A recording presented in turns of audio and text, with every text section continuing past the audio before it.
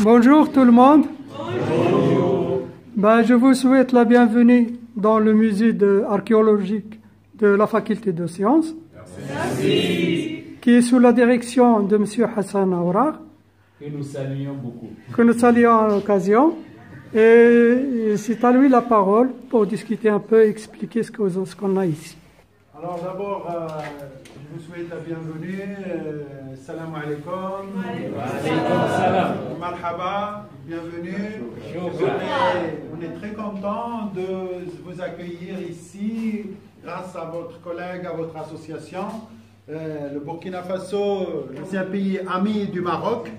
Et donc, le Maroc, la région d'Oujda, donc il a toujours de très bonnes relations avec les étudiants du Burkina. Et en plus de la formation que vous allez, chacun suit dans son cursus, il y en a qui font de la médecine, génie civil, géologie, on est très contents. En plus, vous allez connaître et découvrir un peu le patrimoine archéologique et géologique du Maroc oriental. Donc ça, c'est un peu plus. Et j'ai vu hier ou avant que vous avez un très beau musée national aussi, Burkina Faso, qui est très riche. Donc, quand vous rentrez chez vous, vous allez aussi donc, voir ces patrimoines archéologiques. Donc, c'est très important. Alors ici, vous êtes dans le musée universitaire. Donc, on a créé, et tous les objets que vous allez voir ici, ce sont des originaux qui proviennent de nos recherches. Donc nous, on a une fonction qui est enseignant-chercheur. Donc en plus de l'enseignement, on fait un peu de recherche. Et nous, on travaille dans la région de l'Oriental, dans la région de Jrada, et ce sont les enseignants en collaboration avec les étudiants, et même des étudiants, que ce soit marocains ou non marocains, donc ils participent à nos recherches. Alors ça, c'est le fruit de longues années de recherche et qui retrace un peu l'histoire géologique et archéologique de l'oriental. Donc vous savez que notre continent africain, il est très riche. C'est le berceau de l'humanité. C'est là qu'on a découvert les plus anciens outils que vous allez voir tout à l'heure. Et c'est là qu'on a trouvé le plus ancien reste humain. Donc on a des civilisations, on a des cultures, mais on ne les connaît pas bien, on les valorise moins. Donc notre but, c'est de valoriser, de faire connaître aux gens, que ce soit marocains ou non marocains ou invités, de connaître, comme je l'ai dit, de ce patrimoine et de le valoriser. Parce que, et des fois, il peut servir de développement. Vous savez, nous, on n'a pas beaucoup d'industries lourdes, mais on a une culture, on a une richesse paléontologique, archéologique, un patrimoine matériel et immatériel très riche. Donc c'est ça qu'on va voir aujourd'hui, ces richesses-là, ce patrimoine naturel, archéologique dont dispose la région de l'Oriental. Alors ici, tout le monde connaît le tableau ou bien l'échelle des temps géologiques. Même si vous faites de la médecine, mais vous connaissez les temps géologiques. Le primaire, le secondaire, le tertiaire et le quaternaire. Alors on a essayé de retracer l'histoire géologique de la région à partir un peu de 540 millions d'années. Après, on va arriver jusqu'aux milliers, aux centaines de milliers d'années. Donc là, la région est très riche. Donc l'époque, l'ère primaire, donc ici, ce sont des fossiles qui représentent l'ère primaire.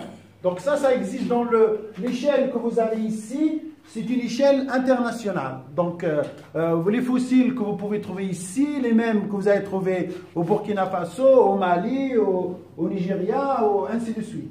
Donc l'ère primaire est marquée par ces fossiles-là. On a mis une vitrine spécifique à ces fossiles-là qui existaient depuis 540 millions d'années jusqu'à 250 millions d'années. Donc ça, je ne vous apprends rien, c'est l'échelle, ce sont les dates qui sont connues. Alors on trouve des fossiles et le donne, dès que vous trouvez par exemple ces trilobites, vous êtes dans le primaire.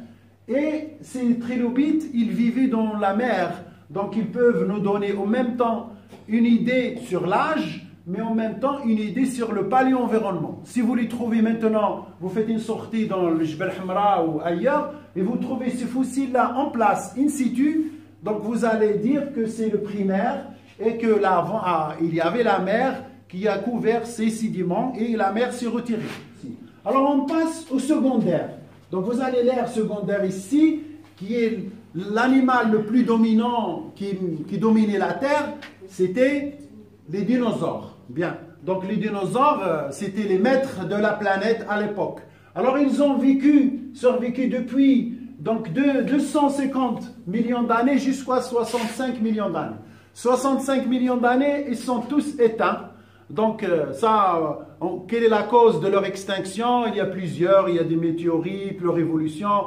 Donc ça, on ne connaît pas exactement leur raison d'extinction. Mais ils sont disparus avec d'autres animaux. Alors on les trouve, soit on les a trouvés ici au Maroc, et les reconstitutions, à l'entrée de la fac, vous avez vu qu'il y a des animaux, et ici aussi, donc ça retrace un peu, c'est l'artiste qui a pu reconstituer ces animaux, mais à base de données scientifiques. C'est-à-dire, on lui a donné la matière et l'artiste, il a essayé de respecter les découvertes scientifiques.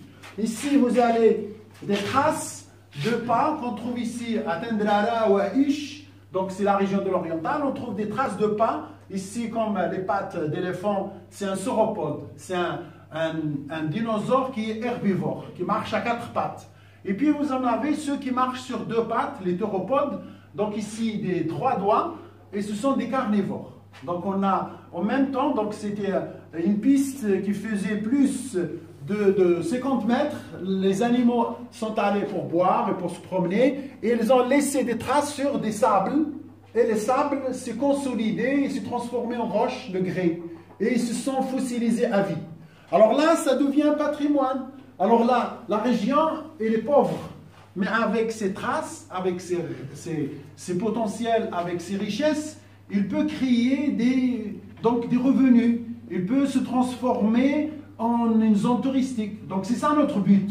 En même temps faire de l'enseignement, mais valoriser le patrimoine. Il va servir de développement. Donc si on ouvre cette piste aux touristes, ils vont venir et ils vont contribuer au développement de la région. Donc déjà on a des richesses, regardez ici, et ils sont non utilisables. C'est dommage. Une chose très importante, parce qu'on a trouvé en même temps les traces, et on a trouvé des fossiles, des ossements. Comme vous allez voir sur les vitrines, il y a des dents. Les dents, ce sont des matières très importantes pour les paléontologues de déterminer les espèces. Si vous trouvez simplement un fragment de dent, c'est suffisant pour vous dire que vous avez une espèce X, Y, Z. Donc c'est important. Donc on a trouvé des dents. En plus, les dents, comme vous savez, ils sont beaucoup plus consolidés, se fossilisent bien, se conservent quand les agents atmosphériques et tout ça. Contrairement, parce qu'ils contiennent donc, des matières qui protègent plus que par rapport aux ossements. Donc là, et là, on a des animaux aussi que vous allez voir. On a aussi des ammonites et on a aussi des poissons. Donc vous voyez que dans la région, par exemple, le Sahara, il n'existait pas, il n'est pas toujours le Sahara, comme vous le savez.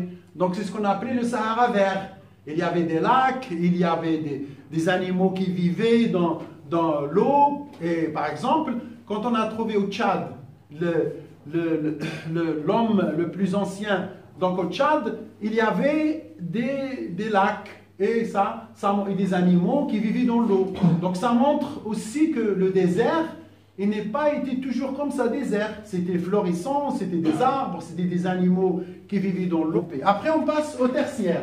Alors le tertiaire, il y a des animaux qui changent. Donc on a, regardé ici avec moi, vous avez des espèces, des coquilles qui sont de grande taille et qu'il y en a donc beaucoup. Donc on change un peu de panorama fossile, on a beaucoup de coquillages. Mais il y en a qui restaient encore depuis le secondaire et continuent encore à vivre dans le tertiaire, ainsi de suite. Alors après, nous allons voir le quaternaire. Si vous regardez le quaternaire, c'est l'époque de l'apparition de l'homme. Donc l'homme, il n'existait pas au primaire, ni au secondaire, ni au tertiaire, mais il existe au quaternaire. Alors quand on a fait les fouilles, on a trouvé les animaux qui accompagnaient l'homme ou qui vivaient à l'époque de l'homme ou que l'homme a chassé. On trouve différentes espèces. Alors vous avez derrière vous ce grand auroch, c'est le bœuf primitif. Vous voyez qu'il est géant. C'est un animal qui est très géant. Alors on a trouvé plusieurs représentants. Ça veut dire que la région, il y avait beaucoup de forêts, il y avait beaucoup de, donc, un espace donc, qui est florissant et qu'il y est très riche du point de vue végétation. Sinon, ces animaux-là, ces bêtes-là ne peuvent pas survivre. Vous imaginez combien ça bouffe, ça c'est pas des kilos, c'est des centaines de kilos. Et on a trouvé aussi des rhinocéros. Donc c'est toute une trentaine d'espèces de grande taille qui vivaient dans la région. Donc notre but, c'est de reconstituer l'environnement et en même temps les animaux. Donc vous avez un petit... l'artiste, il a fait une reconstitution qu'on peut visiter tout à l'heure à l'entrée de la fac pour voir un petit peu la grandeur. Il fait plus de 2 mètres, donc il me dépasse en hauteur. Et ça, on l'a fait parce qu'on a trouvé du squelette. On a trouvé les cornes qui sont géantes, mais on a trouvé aussi un squelette qui est avec les ossements. Même si on n'a pas découvert l'intégralité, la totalité du squelette, on peut estimer la hauteur de l'animal à partir de quelques donc, fossiles ou quelques restes d'ossements qu'on a découverts. Alors, là, quand on fait les fouilles, donc il y a ici plusieurs sites archéologiques au Maroc. On a trouvé plus de 300 sites archéologiques. Alors, on ne va pas tous les sites les fouiller. On a choisi quelques-uns qui sont très connus, par exemple la grotte Taforat, la grotte de Zigzel, la grotte de Genfouda, Rafah. Ce sont des noms des localités dans lesquelles on a trouvé les traces d'activité. Alors, l'habitat de l'homme, le premier habitat, c'était la grotte. Donc, et quand l'homme habite la grotte, qu'est-ce qu'il va laisser là-bas? Il va laisser ses traces. Donc, les traces d'activité. Donc, à l'époque, tout à l'heure, on a évoqué l'industrie lithique. Donc, l'homme, chez vous, vous allez utiliser les outils que vous avez, le couteau, la fourchette, les ciseaux, mais eux, ils n'avaient pas ces outils-là. Donc, il doit chasser. Il doit donc se procurer ces outils. Alors, l'homme, il avait fabriqué, je vais vous faire juste une petite démonstration comment on fabrique les outils. Alors, en même temps, vous allez regarder le panneau qui est là, le bonhomme qui est en train de fabriquer des outils. Donc, vous le voyez, il prend un percuteur. Donc, il prend ce qu'on appelle un percuteur et il avait déjà une idée préconçue dans sa tête. C'est-à-dire qu'il avait besoin d'un outil. Un outil comment? Un outil tranchant. Il va faire l'affaire, sinon il ne va pas... Donc regardez, il va prendre un galet qui va prendre de la rivière, ou regardez ce galet-là, il ne va pas couper, il ne va pas faire l'affaire.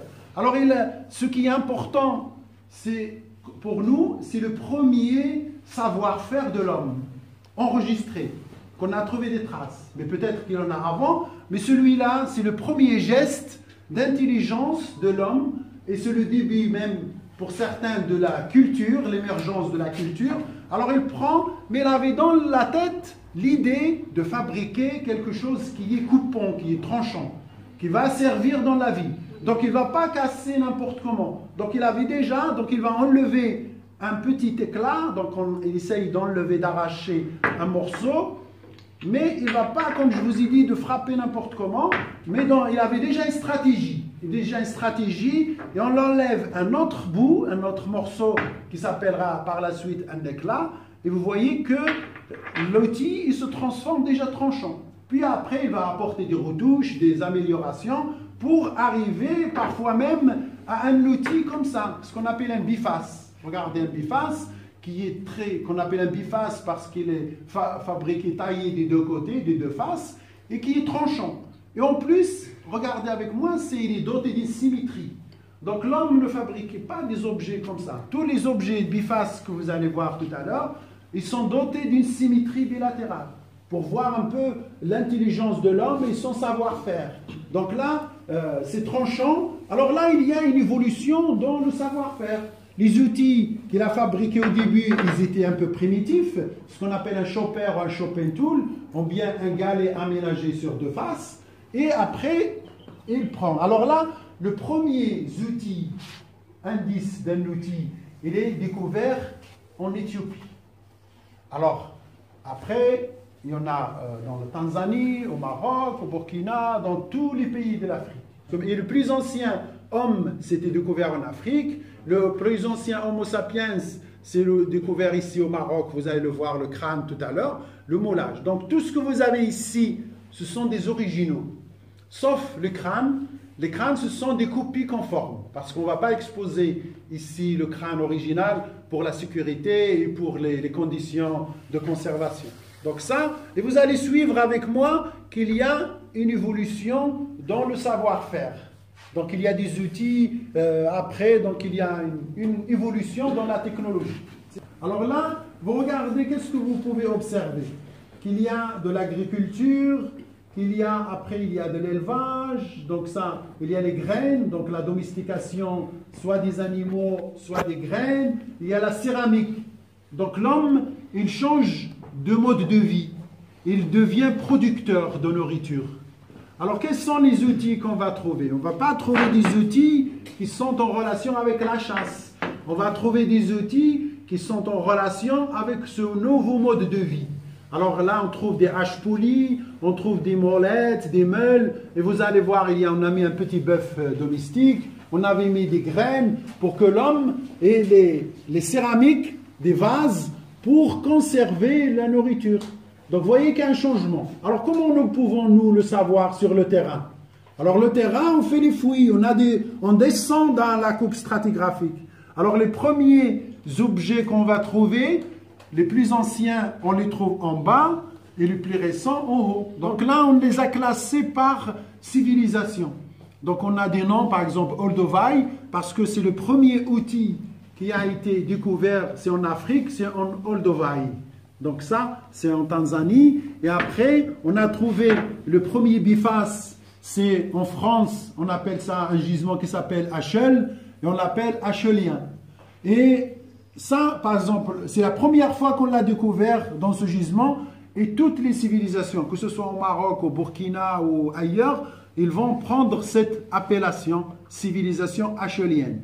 Achelienne, ils ont ce type d'outils. Et on va appeler aussi moustérienne, attérienne. Donc attérienne, vous allez voir tout à l'heure que ce sont des petites pointes pédonculées, et on les a trouvées dans un gisement qui s'appelle Berlater.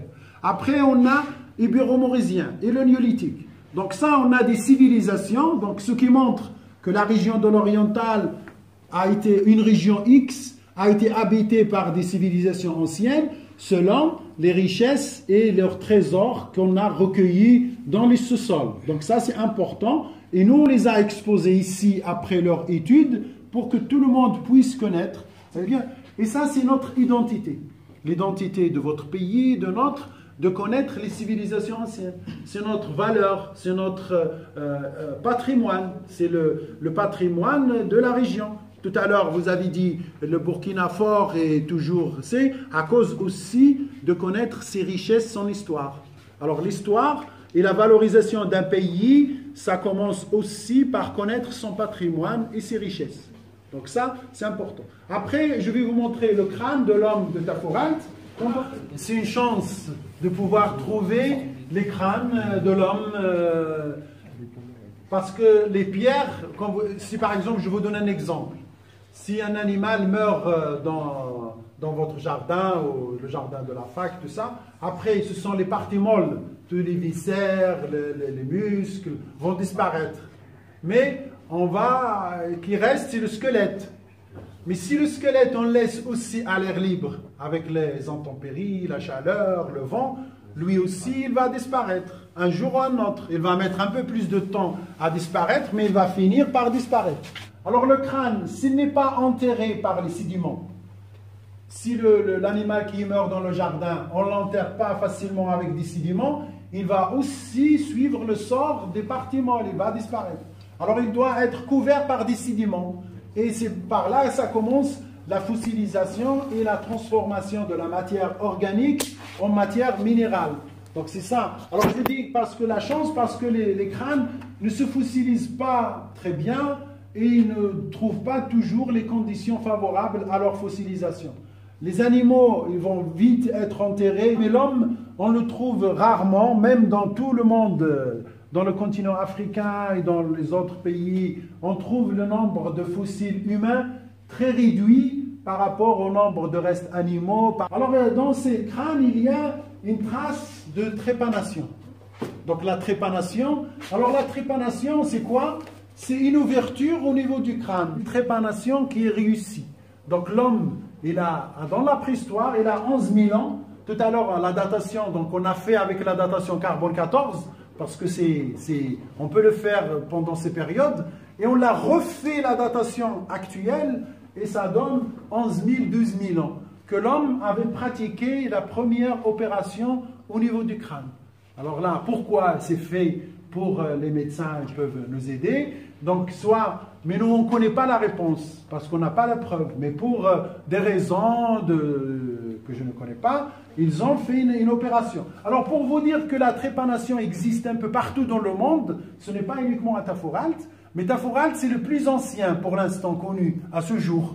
Et la trépanation, c'est fait, on l'étudie dans l'histoire de la médecine, et on a trouvé même des bistouris, des outils qui ont servi à l'ouverture de... Donc on a trouvé les petits outils, et maintenant avec le microscope électronique et tout ça, on peut savoir à quelle fonction, à quoi servit un outil X, Y, Z. Donc il y a maintenant des techniques plus performantes qui vont nous aider à comprendre la vie et le mode de vie des hommes anciens. Ici, c'est la photo de l'original, et ici, c'est un moulage, vous n'allez pas avoir une grande différence. Donc ça, c'est la photo que j'ai prise moi-même avec l'original, et ça, c'est une copie, donc vous allez voir que c'est... Et on a fait un peu avec le Maroc pour voir un peu, comme si vous faites le musée national dans un pays, donc vous allez trouver tous les crânes. Et ça, c'est un autre style, c'est la dimension, donc...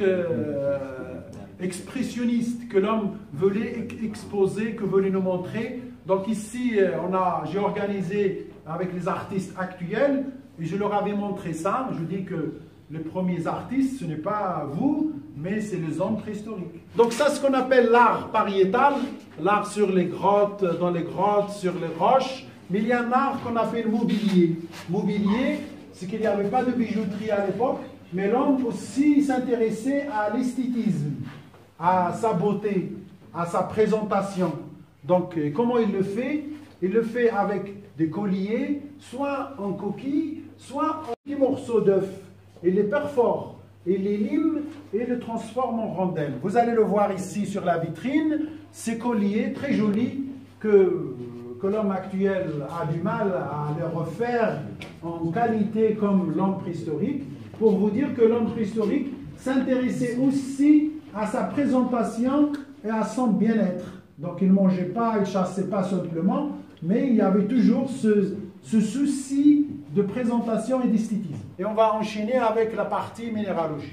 On a des roches qui sont spécifiques à la région, et ça c'est aussi important. Donc il y a une zone qui est un espace qui est réservé aux minéraux, les pierres précieuses. Donc ça, j'aime bien la minéralogie et tout ça. Il y a l'azurite d'ici, de Sidi Boubacar, qui est à une cinquantaine, 40 km.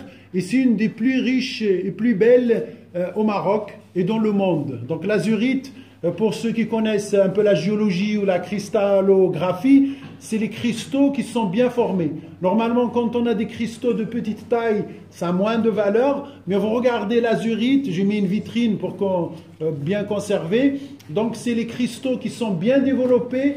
Il a une valeur économique et une valeur scientifique, cette azurite. Les gravures que vous avez, c'est à Figuig, c'est 360 km. Comme ça, on apporte aux gens le patrimoine jusqu'ici pour qu'ils puissent l'admirer, pour qu'ils puissent le connaître. Donc on fait un effort pour faire aimer le patrimoine aux gens. Bon, j'espère que vous avez passé un bon moment et que vous allez vous sortir avec plein d'idées que vous pouvez appliquer chez vous en revenant. Et M. Hassan qui va conclure la visite.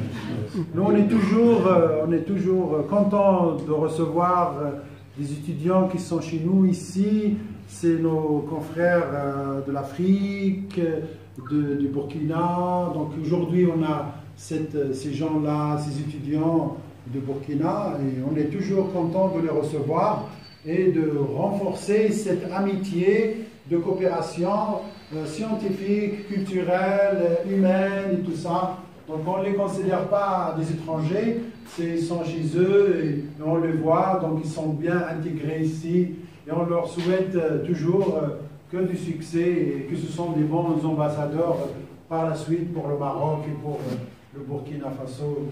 Et merci.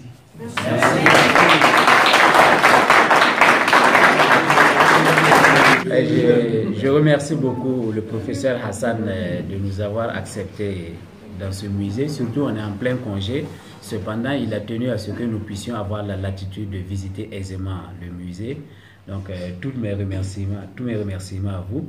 Et aussi, on vous remercie pour ce support technique dont vous faites part.